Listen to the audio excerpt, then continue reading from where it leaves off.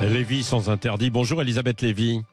Bonjour Patrick, bonjour à tous. Vous voulez revenir sur les propos de Pascal Praud sur les punaises de lit et l'immigration qui ont déclenché une polémique tout ce week-end, vendredi dernier, dans l'émission sur CNews, à laquelle d'ailleurs vous participez, l'émission en général. Oui. Et si je vous en parle ce matin, ce n'est pas pour prendre la défense d'un copain, c'est parce que il s'agit d'un exemple archétypal des procès en sorcellerie dont la multiplication rend le débat public impossible et le climat irrespirable. Alors Pascal Praud, vous l'avez dit d'ailleurs, n'a rien affirmé.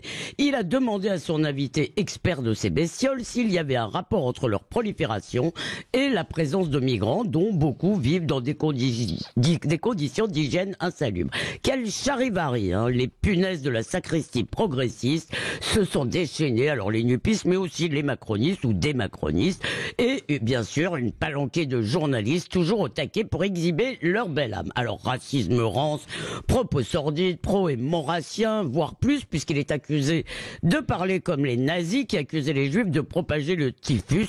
Je suis partout et de retour, délire le patron des députés Renaissance, comparant CNews au torchon collaborationniste. Alors comme pour ces Jean Moulin d'opérette, la délation est un devoir citoyen, et bien en plus ils sont très fiers de saisir l'Arcom. Alors mais comme on peut poser des questions, on peut aussi critiquer, là en l'occurrence Pascal Praud aussi, non ? Bah oui, évidemment, on a le droit de le critiquer, mais là, il ne s'agit pas de critique, il s'agit d'un lynchage où la sottise se conjugue à la volonté de nuire. Alors, Praud a posé une question.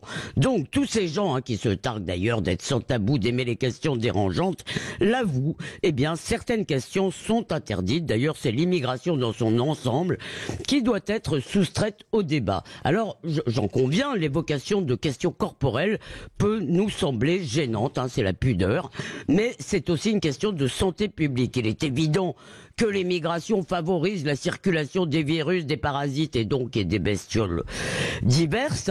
Ça ne traduit évidemment, de dire ça ne traduit aucun jugement moral sur les personnes, aucun jugement sur les individus évidemment. Mais la grande entomologue Mathilde Panot décrète qu'il n'y a aucun lien entre l'hygiène et les punaises de lit. Bon peut-être, mais en tout cas la zone d'attente de Roissy, comme l'était il y a quelques années un camp de migrants à Nantes, sont infestés par ces punaises. Et alors coïncidence, ce même week-end de tumulte, le Parisien publiait 2 pages sur les performances de CNews et de Praud qui bat quotidiennement BFM. Et on apprend qu'au gouvernement, malgré les vapeurs de Madame Rima Abdul-Malak sur cette chaîne d'extrême droite, beaucoup regardent CNews parce que, disent-ils, elle soulève de vrais sujets. Le ressort de ce succès, donc de celui de CNews, c'est une chaîne qui parle aux gens ordinaires, ne méprise pas leurs problèmes et traite de questions que le service public préfère minimiser au hasard, la sécurité, l'immigration, l'islamisation, et j'en passe. Alors évidemment, en plus, CNews ne donne pas de leçons de maintien, ne dit pas aux gens qu'ils ne vivent pas ce qu'ils sont en train de vivre. Et finalement, voilà la véritable raison de la haine que certains vouent à Praud et à CNews. Ils remettent en cause le magistère moral que la gauche culturelle s'était indûment auto-décerné.